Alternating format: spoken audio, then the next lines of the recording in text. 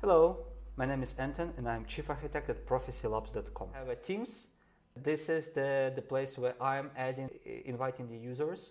Here's how it's working.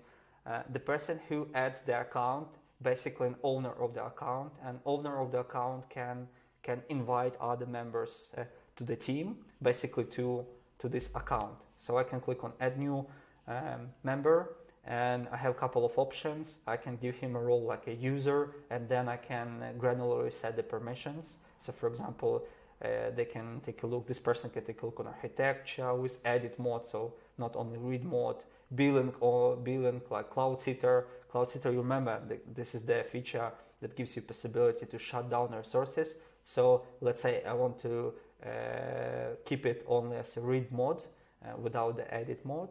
Then I click create, done. Or I can give the admin access, which basically full permissions.